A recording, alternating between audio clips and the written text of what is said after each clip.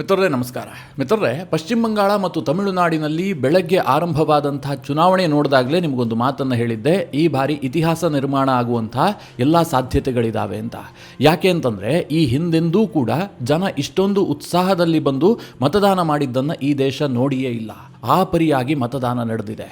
ನಾನು ಈ video record ಮಾಡ್ತಿರುವಂತಹ ಈ ಸಂದರ್ಭದಲ್ಲಿ 5 ಗಂಟೆವರೆಗೆ ಆದಂತಹ ಮತದಾನದ ಅಂಕಿಅಂಶವನ್ನು ಚುನಾವಣಾ ಆಯೋಗ ಬಿಡುಗಡೆಗೊಳಿಸಿತ್ತು. ಆ ಪ್ರಕಾರವಾಗಿ ಬಂಗಾಳದಲ್ಲಿ ಈಗಾಗಲೇ 90% ವೋಟಿಂಗ್ ಕ್ರಾಸ್ ಆಗಿಬಿಟ್ಟಿದೆ. ಹಾಗೆ ತಮಿಳುನಾಡಿನಲ್ಲಿ 82% ವೋಟಿಂಗ್ ಆಗಿತ್ತು.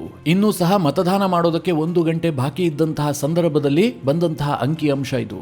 ಇಂತಹ ಉರಿ ಬಿಸಿಲಿನಲ್ಲೂ ಕೂಡ ಜನ ಇಷ್ಟೊಂದು ಉತ್ಸಾಹದಿಂದ ಬಂದು ಈ ಪರಿಯಾಗಿ ಮತದಾನ ಮಾಡಿರೋದಿದೆಯಲ್ಲ, ಇದು ಸ್ಪಷ್ಟವಾಗಿ ಏನನ್ನೋ ಇಂಡಿಕೇಟ್ ಮಾಡ್ತಾ ಇದೆ. ಇದು ಮಾಮೂಲಿಯಾದಂತಹ ಮತದಾನ ಅಲ್ಲ.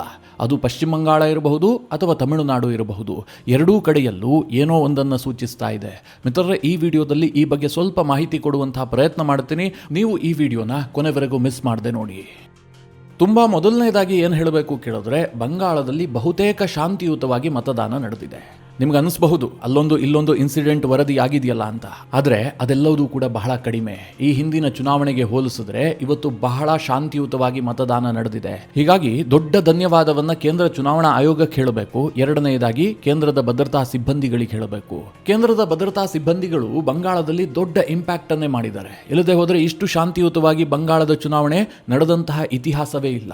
ಆ ರೀತಿಯಾಗಿ ಬಂಗಾಳವನ್ನ ಹಾಳು ಮಾಡಿದ್ರು ಈ ಮಮತಾ ಬ್ಯಾನರ್ಜಿ. ನೀವೆಲ್ಲ ಇತ್ತೀಚೆಗೆ ಬಾಂಗ್ಲಾದೇಶದಲ್ಲಿ ಎಲೆಕ್ಷನ್ ನಡೀತಲ್ಲ, ಅದಕ್ಕೂ ಪಶ್ಚಿಮ ಬಂಗಾಳದ ಎಲೆಕ್ಷನ್ಗೂ ಏನು ವ್ಯತ್ಯಾಸ ಇರ್ತಿರ್ಲಿಲ್ಲ. ಇದೇ ಫೆಬ್ರವರಿ ತಿಂಗಳ 12ನೇ ತಾರೀಕು ಬಾಂಗ್ಲಾದೇಶದಲ್ಲಿ ಎಲೆಕ್ಷನ್ ನಡೀತಲ್ಲ, ಆ ಸಂದರ್ಭದಲ್ಲಿ ಯಾವ ರೀತಿಯಾಗಿ ಬೂತ್ಗಳನ್ನು ಕ್ಯಾಪ್ಚರ್ ಮಾಡ್ಕೊಂಡಿದ್ರು, ಕೆಲ ಬೂತ್ಗಳನ್ನೇ ಹೈಜಾಕ್ ಮಾಡಿದ್ರು, ನೀವೆಲ್ಲ ನೋಡಿದಿರಲ್ವಾ. ಅದೇ ರೀತಿಯಾಗಿ ಪಶ್ಚಿಮ ಬಂಗಾಳದಲ್ಲೂ ಎಲೆಕ್ಷನ್ ನಡೀತಾ ಇತ್ತು. ಎಲ್ಲಿ ಬೇಕಾದ್ರಲ್ಲಿ ಬಾಂಬ್ ಹಾಕ್ತಾ ಇದ್ರು. ವೋಟಿಂಗ್ ಮಾಡೋರಿಗೆ ಅಡೆತಡೆಗಳಿರ್ತಾ ಇದ್ವು. ವೋಟ್ ಮಾಡೋದಕ್ಕೆ ಜನ ಹೊರಗೆ ಬರೋದಕ್ಕೆ ಸಾಕಷ್ಟು ಯೋಚನೆ ಮಾಡ್ತಾ ಇದ್ರು. ಯಾವ ಮಟ್ಟಿಗೆ TMC ಗೂಂಡಾಗಳು ವೋಟರ್ಸ್ಗಳನ್ನು ಹೆದರಿಸ್ತಾ ಇದ್ರು ಅಂತಂದ್ರೆ, ಪ್ರತಿ ವೋಟಿಂಗ್ ಬೂತ್ನಲ್ಲೂ ಕೂಡ EVM ನಲ್ಲಿರುವಂತಹ TMC ಬಟನ್ ಮೇಲೆ ಪರ್ಫ್ಯೂಮ್ ಹಾಕಿರ್ತಾ ಇದ್ರು. ನೀವು ವೋಟ್ ಹಾಕಿ ಬಂದ ಬಳಿಕ TMC ಕಾರ್ಯಕರ್ತರು ಕೈ ಬೆರಳಿನ ಸ್ಮೆಲ್ ನೋಡ್ತಾ ಇದ್ರು. ನಿಮ್ಮ ಕೈಯಿಂದ ಸ್ಮೆಲ್ ಬಂದಿಲ್ಲ ಅಂತಂದ್ರೆ ನೀವು ಬೇರೆ ಪಕ್ಷಕ್ಕೆ ಅಂದ್ರೆ BJPಗೆ ವೋಟ್ ಹಾಕಿದಿರಿ ಅಂತಲೇ ಅರ್ಥ. ಆ ನಂತರದಲ್ಲಿ ನಿಮ್ಮನ್ನ ಹೇಗೆ ಟಾರ್ಗೆಟ್ ಮಾಡಬೇಕು ಅದನ್ನ ಮಾಡ್ತಾ ಇದ್ರು. ಆ ರೀತಿಯ ಒಂದು ಭಯದ ವಾತಾವರಣದಲ್ಲಿ ಪಶ್ಚಿಮ ಬಂಗಾಳದ ಚುನಾವಣೆ ನಡೀತಾ ಇತ್ತು. ಆದರೆ ಮೊದಲ ಬಾರಿಗೆ ಭಯ ಇಲ್ಲದೆ ಜನ ಮುಕ್ತವಾಗಿ ಬಂದು ಮತದಾನ ಮಾಡಿದಂತಹ ದೃಶ್ಯ ಇವತ್ತು ಕಣ್ಣಿಗೆ ಬಿತ್ತು. ನಾನು ಕೆಲ ರಾಷ್ಟ್ರೀಯ ಮಾಧ್ಯಮಗಳನ್ನು ವೀಕ್ಷಿಸ್ತಾ ಇದ್ದೆ. ಅಲ್ಲಿ ಕೆಲ ಪತ್ರಕರ್ತರ ಭಾವೋದ್ವೇಗವನ್ನು ನೋಡ್ತಾ ಇದ್ದೆ. ಅವರು ಹೇಳ್ತಾ ಇದ್ರು, ನಾನು 2011, 2016, 2021 ಎಲ್ಲ ಚುನಾವಣೆಯನ್ನು ಕವರ್ ಮಾಡಿದ್ದೀನಿ. ಇಷ್ಟೊಂದು ಶಾಂತಿಯುತ ಮತದಾನವನ್ನು ನಾನು ನೋಡೇ ಇರಲಿಲ್ಲ. ಜನ ಬಹಳ ಮುಕ್ತವಾಗಿ ಬಂದು ಮತದಾನ ಮಾಡಿದ್ದಾರೆ. ಯಾವುದೇ ರೀತಿಯಲ್ಲೂ ಕೂಡ ಅವರಲ್ಲಿ ಭಯ ಕಾಣಿಸ್ತಾ ಇರಲಿಲ್ಲ. ಈ ರೀತಿಯಾಗಿ ಹಿರಿಯ ಪತ್ರಕರ್ತರು ಮಾತನಾಡ್ತಾ ಇದ್ರು. ಮಿತ್ರರೇ, ಈ ಬದಲಾವಣೆ ಇದೆಯಲ್ಲ, ಇದರಿಂದ BJPಗೆ ಲಾಭ ಆಗಿದೆ ಅಂತ ನಾನು ಹೇಳೋದಕ್ಕೆ ಹೋಗೋದಿಲ್ಲ. ಪಶ್ಚಿಮ ಬಂಗಾಳದಲ್ಲಿ ಈ ಪರಿಯಾಗಿ ಮತದಾನ ಆಗಿದ್ದಿದೆಯಲ್ಲ, ಇದಕ್ಕೆ 2 ಮುಖ್ಯ ಕಾರಣ ಇದೆ. ಮೊದಲನೇದಾಗಿ SIR ಆಗಿತ್ತು. SIR ಕಾರಣದಿಂದಾಗಿ ಪಶ್ಚಿಮ ಬಂಗಾಳದ ಒಟ್ಟಾರೆ ವೋಟರ್ ಲಿಸ್ಟ್ನಲ್ಲಿ 11.6% ಕಡಿಮೆ ಆಗಿತ್ತು. ಈಗ ಅದನ್ನು ಶುದ್ಧೀಕರಣ ಮಾಡಿದ್ರಿಂದಾಗಿ ಆಕ್ಚುಯಲ್ ವೋಟರ್ಸ್ ಏನಿದ್ದಾರೆ ಅವರು ಮಾತ್ರ ಲಿಸ್ಟ್ನಲ್ಲಿದ್ದಾರೆ. ಹೀಗಾಗಿ ಮತದಾನದ ಪ್ರಮಾಣ ಜಾಸ್ತಿ ಆಗಿದೆ. ಎರಡನೆಯದಾಗಿ ನಾನು ಆಗಲೇ ಹೇಳಿದ ಹಾಗೆ ಭಾರೀ ಸಂಖ್ಯೆಯಲ್ಲಿ ಭದ್ರತಾ ಪಡೆಗಳನ್ನು ನಿಯೋಜನೆ ಮಾಡಿದ್ರಿಂದಾಗಿ, ಅದು ಪಶ್ಚಿಮ ಬಂಗಾಳದ ಭದ್ರತಾ ಪಡೆಗಳಲ್ಲ, ಅಂದ್ರೆ ಅಲ್ಲಿನ ಲೋಕಲ್ ಪೊಲೀಸರಲ್ಲ, ಕೇಂದ್ರದಿಂದ 2,40,000 ಭದ್ರತಾ ಪಡೆಗಳ ನಿಯೋಜನೆ ಆಗಿದೆ. ಇದೇನು ಸಣ್ಣ ವಿಚಾರ ಅಲ್ಲ. ಚೈನಾ ನಮ್ಮ ಮೇಲೆ ದಂಡೆತ್ತಿ ಬರೋದಕ್ಕೆ ಹೊರಟಿತ್ತಲ್ಲ ಗಲ್ವಾನ್ ಘರ್ಷಣೆ ಆದ ಬಳಿಕ, ಆ ಸಂದರ್ಭದಲ್ಲೇ ಭಾರತ ನಿಯೋಜನೆ ಮಾಡಿದ್ದು 1.5 ಲಕ್ಷ ಸೈನಿಕರನ್ನ. ಆದರೆ ಬಂಗಾಳದಲ್ಲಿ ಚುನಾವಣೆ ನಡೆಸೋದಕ್ಕೆ 2,40,000 ಪ್ಯಾರಾಮಿಲಿಟರಿ ಫೋರ್ಸ್ ಅನ್ನು ನಿಯೋಜನೆ ಮಾಡಿತ್ತು. ಅವರೆಲ್ಲರೂ ಕೂಡ AK-47 ಹಿಡ್ಕೊಂಡು ಬಂಗಾಳದ ಗಲ್ಲಿಯಲ್ಲೂ ಕೂಡ ಭದ್ರತೆ ಕೊಡುವಂತಹ ಕೆಲಸ ಮಾಡಿದ್ದಾರೆ. ಇದು ಸಹಜವಾಗಿ ಅಲ್ಲಿನ ಮತದಾರರಿಗೆ ದೊಡ್ಡ ಕಾನ್ಫಿಡೆನ್ಸ್ ಅನ್ನು ಕೊಟ್ಟಿದೆ. ಅವರೆಲ್ಲರೂ ಕೂಡ ಮತಗಟ್ಟೆಗೆ ಬಂದು ಮತದಾನ ಮಾಡಿದ್ದಾರೆ. ಆದರೆ ಇದೆಲ್ಲದರ ಜೊತೆಗೆ ಗಮನಿಸಬೇಕಾದ ಅಂಶ ಏನು ಕೇಳಿದ್ರೆ, ಈಗ ಮತದಾನದ ಪ್ರಮಾಣ ಈ ಪರಿಯಾಗಿ ಜಾಸ್ತಿ ಆಗಿದೆಯಲ್ಲ. 5 ಗಂಟೆಗೆ 90% ರೀಚ್ ಆಗಿದ್ರಿಂದಾಗಿ 6 ಗಂಟೆ ವೇಳೆಗೆ ಇದು 92 ಆಗಬಹುದು, 94 ಬೇಕಾದರೂ ಆಗಬಹುದು. ಅಂತಿಮ ಅಂಕಿಅಂಶ ಬಂದಾಗ ಅದ್ರ ಬಗ್ಗೆಯೂ ಕೂಡ ನಿಮಗೆ ತಿಳಿಸ್ತೀನಿ. ಅಷ್ಟೊಂದು ಪ್ರಮಾಣದಲ್ಲಿ ಮತದಾನ ಆಗೋದಕ್ಕೆ ಇನ್ನೊಂದು ಕಾರಣವೂ ಕೂಡ ಇದೆ. ಅದೇನು ಕೇಳಿದ್ರೆ, ಪಶ್ಚಿಮ ಬಂಗಾಳದಲ್ಲಿ ಒಂದು ವರ್ಗಕ್ಕೆ ಭಯ ಶುರುವಾಗಿದೆ. ಅದು BJPಯ ಭಯ. ಈ ಬಾರಿ BJP ಅಧಿಕಾರಕ್ಕೆ ಬರಬಹುದು, ಆ ರೀತಿಯ ವಾತಾವರಣ ಇದೆ. ನಾವು ಸುಮ್ಮನೆ ಕೂರಬಾರದು, ಮಮತಾ ಬ್ಯಾನರ್ಜಿಯನ್ನ ಗೆಲ್ಲಿಸಬೇಕು ಅಂತ ಪಣ ತೊಟ್ಟಂತೆ ಕಾಣ್ತಾ ಇದೆ.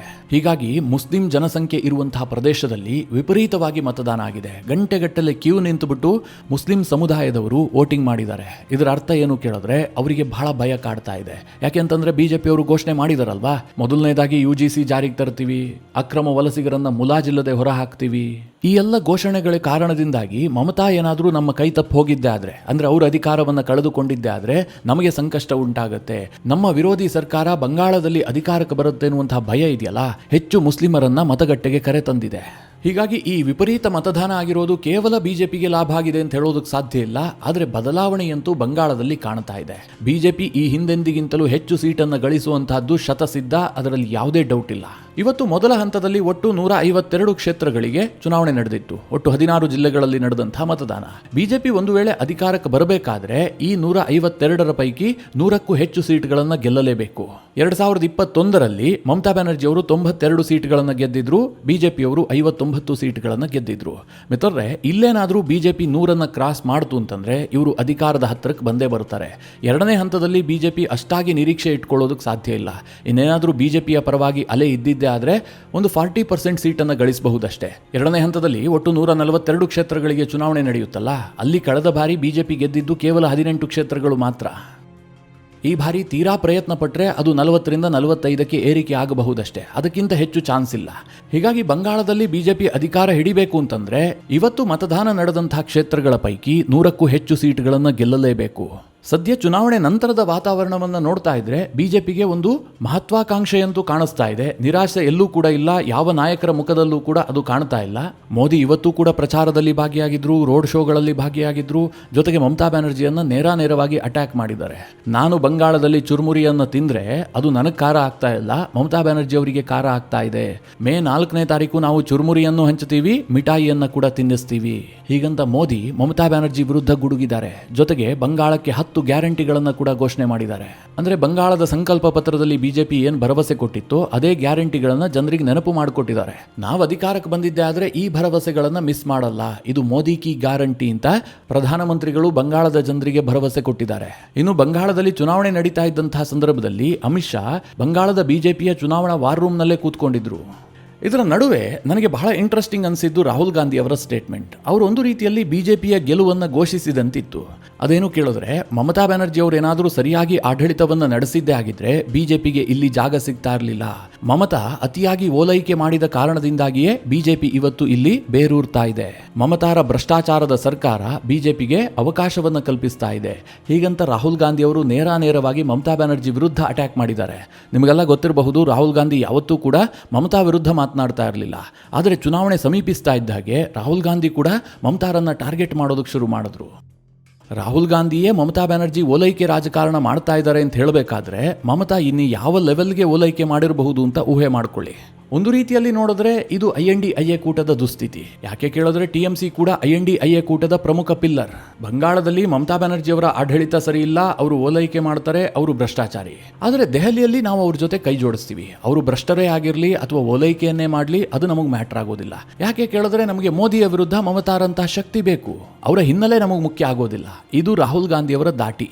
ಕೇರಳದಲ್ಲೂ ಕೂಡ ಇದನ್ನೇ ಮಾಡಿದ್ದು. ಎಡಪಕ್ಷವೂ ಕೂಡ INDIA ಕೂಟದ ಭಾಗ. ಆದರೆ ಕೇರಳದಲ್ಲಿ ಇವರಿಬ್ರು ಕೂಡ ಜಿದ್ದಿನ ಫೈಟ್ ನಡೆಸಿದ್ರು. ಜನ ಇದನ್ನೆಲ್ಲ ಸೂಕ್ಷ್ಮವಾಗಿ ಗಮನಿಸ್ತಾ ಇರ್ತಾರೆ. ಜನರೇನು ಅಷ್ಟು ದಡ್ಡರಾಗಿದ್ದಾರೆ ಅಂತ ನನಗಂತೂ ಅನ್ಸಲ್ಲ. ಇನ್ನು ಬಂಗಾಳದಲ್ಲಿ ಬಹುತೇಕ ಶಾಂತಿಯುತವಾಗಿ ಮತದಾನ ನಡೆದ್ರೂ ಕೂಡ 2 ಇನ್ಸಿಡೆಂಟ್ಗಳು ದೊಡ್ಡ ಮಟ್ಟದಲ್ಲಿ ಸದ್ದು ಮಾಡಿದ್ವು.